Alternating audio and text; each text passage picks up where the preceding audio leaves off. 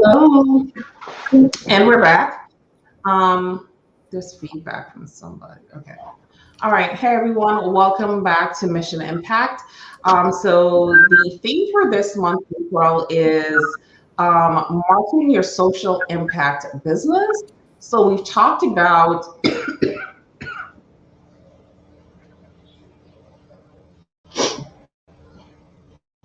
sorry, allergies. So we've talked about the board being your first line of defense to marketing and fundraising for your social impact business. We have talked about digital and social media marketing for your social impact business and bringing awareness, making sure you stay on mission and such. And today we're talking about client and community partners. And we've talked about this quite a bit in the past. But we're going to talk about it today from the marketing perspective and how client and partners, community partners, can help you to market your social impact business, because we know everything leads where? To money. It's just what it is, right? So my name is Tracy V. Allen. I'm the owner of TVA Consulting Group. And every time I do this, my spiel gets shorter and shorter because I get tired of saying it. So I help social entrepreneurs and social enterprises to design, build, and fund their ventures so that they can maximize their revenue and their community impact. I am Daphne Pettis from On Good Ground Strategic Solutions. I am a social strategist, SOUCHIL, and I spell it like that all the time, which means that I specifically work with founders and passionpreneurs to help them gain clarity in the vision for the nonprofit, write the vision and make it plain so that people like Tracy and Ty won't get frustrated, and helping you carry it forward. You had to say that when it's my turn, right?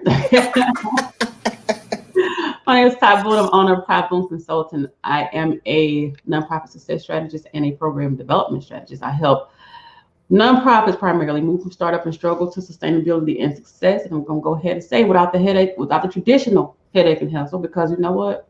Still a little headache sometimes. But I'm gonna let y'all talk first today because I talk first every week, right? So you do. But that's because you're the last person. That's why I let Daphne talk first.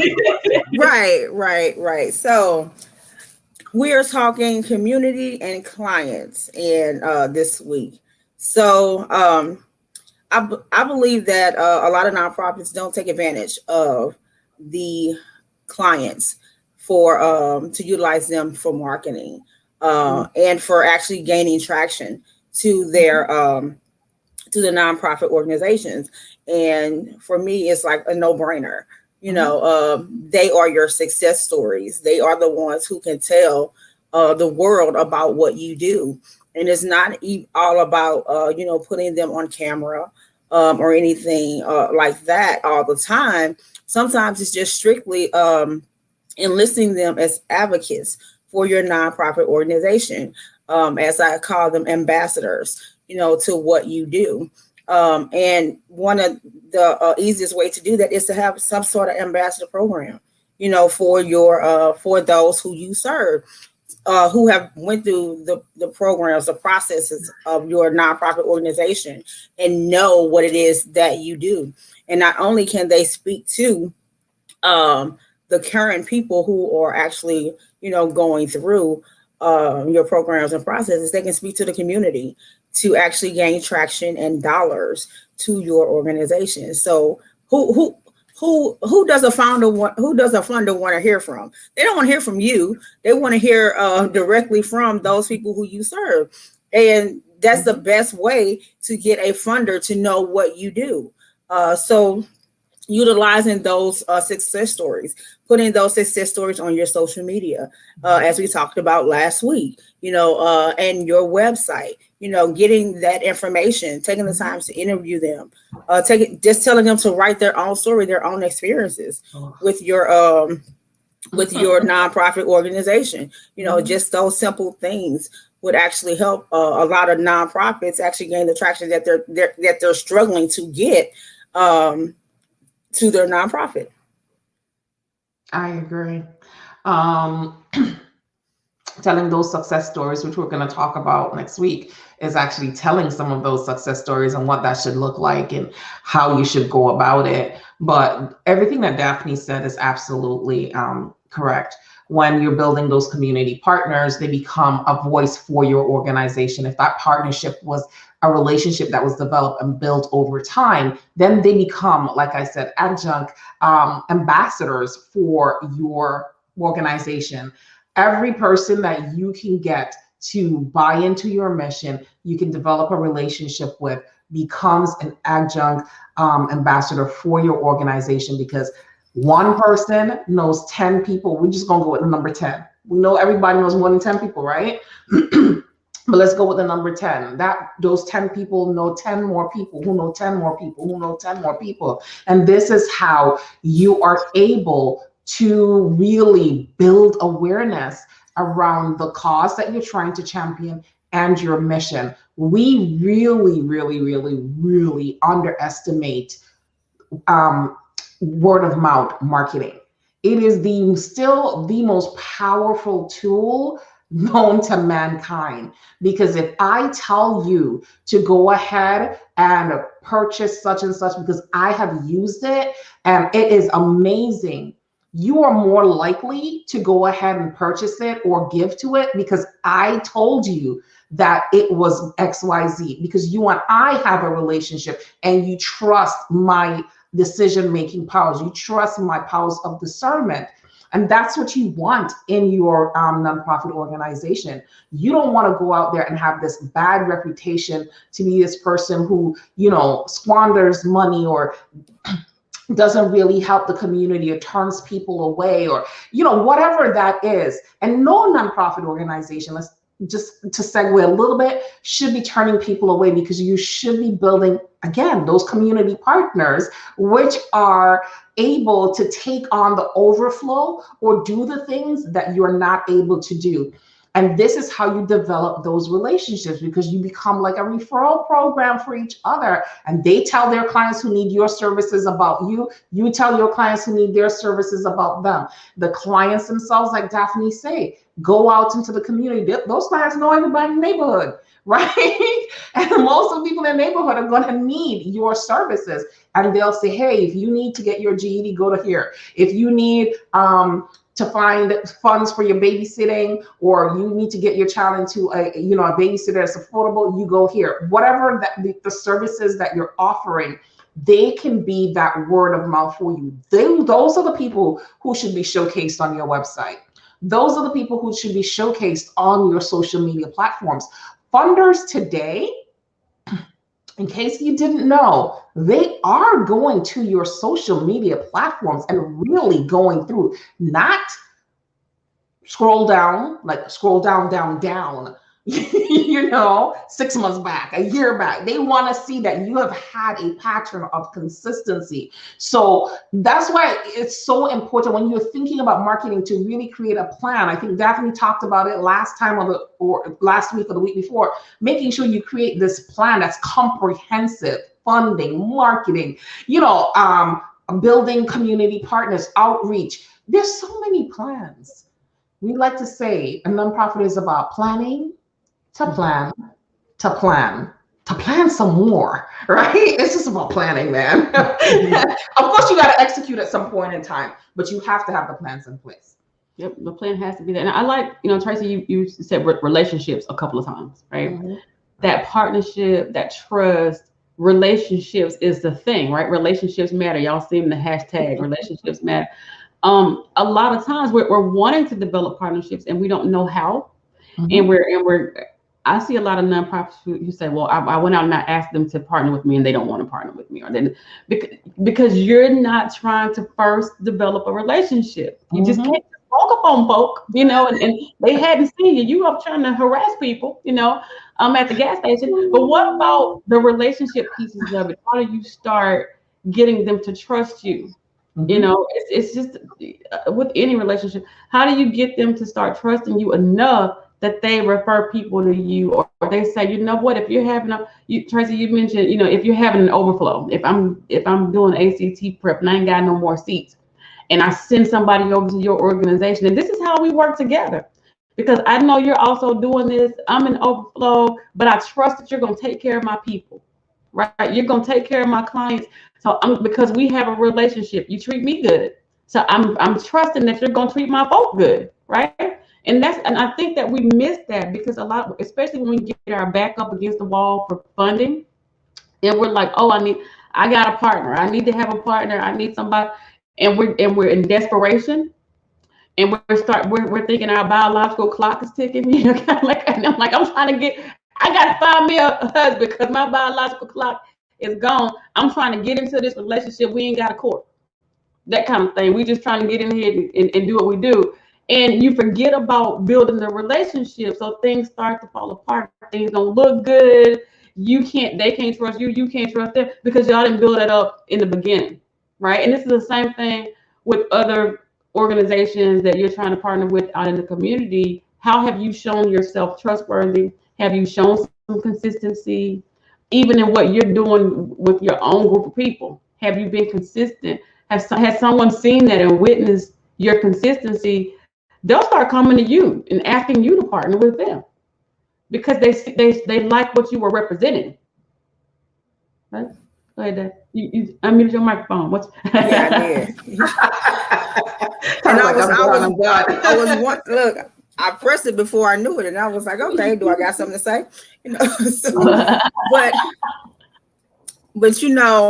the one thing about community is that community for us is always important, right? So when you're building that relationship, think about it. When nobody wants you to always come to them asking them for something, so when you're connecting with those organizations, don't always have a motive for connecting with them. Don't always be about, I need something. I need you to partner with me. I need this or I need that. Connect with those organizations when you don't have a need, so that when you do have one, they'll be more so to respond versus, be like, well, oh gosh, you need something, go again. Gotta ask me for something, right. She's always asking, or even just, say, well, you know what, call and say, well, do you have some overflow that I can take from you? Or do you, you're actually calling them, trying to get more traction to your organization, but you're helping them out. They may have some overflow that they don't know what to do with. And I'm glad that you said that, because when Ty mentioned it, I was going to respond to it too. We're in relationship building, and I just had to do because I gave up a position on a board where I did a lot of community outreach for that particular organization. So I built tons of relationships with them. One of the things that I said before I was leaving, when I started building relationships, I'm not going to be here forever. Everything has a reason and a season. It was free work, right? You don't get paid for it. So I'm like, I'm not going to be here forever, but I see the need for the services that you guys offer in the community. And I can be that liaison in the community. As much as I'm an introvert and I really don't like people, I'm good at building relationships, right? So I went out and I said, but somebody else needs to continue to nurture these relationships.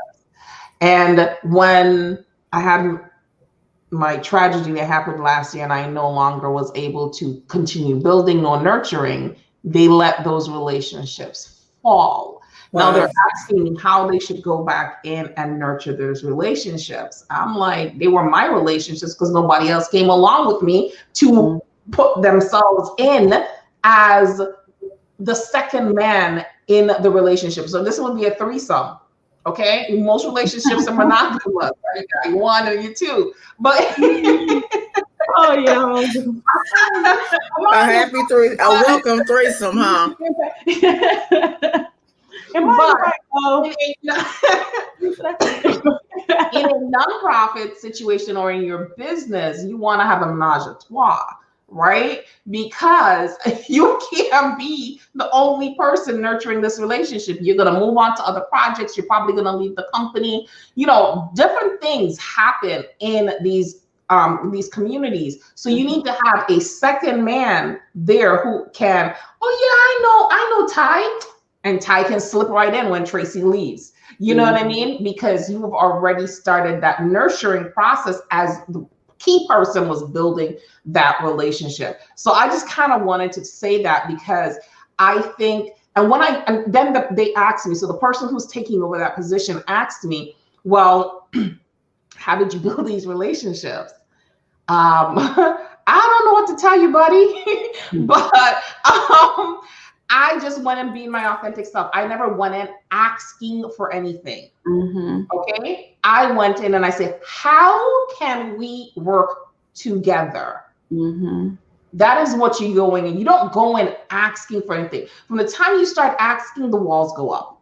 And it's like a hard stop. It's like, oh God, like Ty said, here you go again. Somebody is something from us. They get solicited all the time. You don't want to building relationships. You don't want to go in with an ask. You want to go in with, how can we mutually, because relationships are mutually beneficial. It's a 50-50 thing. Your marriage may not be a 50-50 thing, but out here in this world, the relationships are 50-50. There are points, well, I should say it's just like a marriage, because there are points in time when somebody's going to give 95%.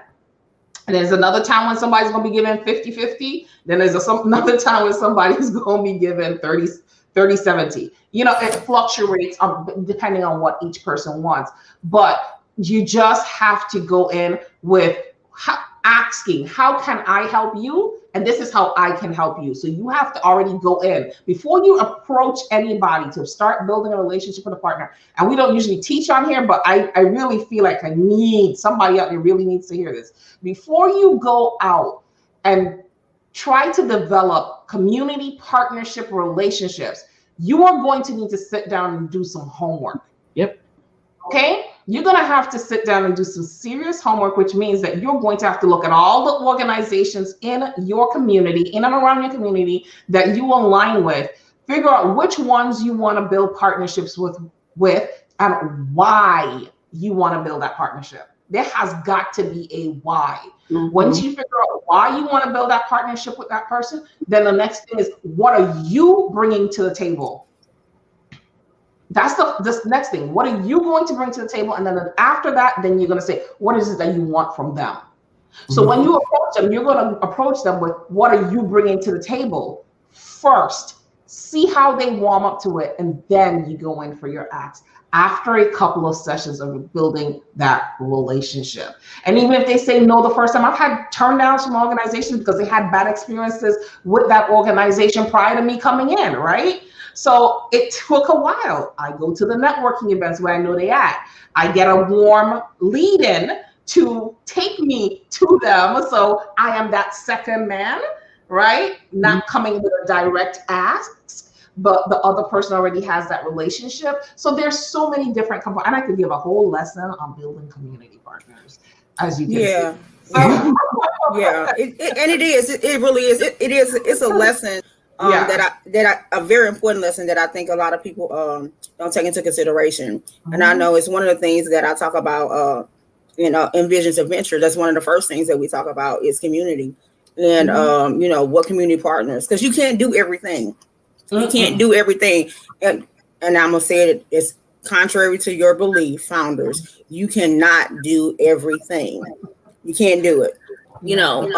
And so when you begin to build those relationships, you have to understand, one, you cannot be the sole person to build those relationships. You can't reach everybody, and everybody won't connect with you. So who are you going to utilize in your organization? Your board members, we were talking about that earlier, your board members, yourself and your staff, and even your clients and your volunteers.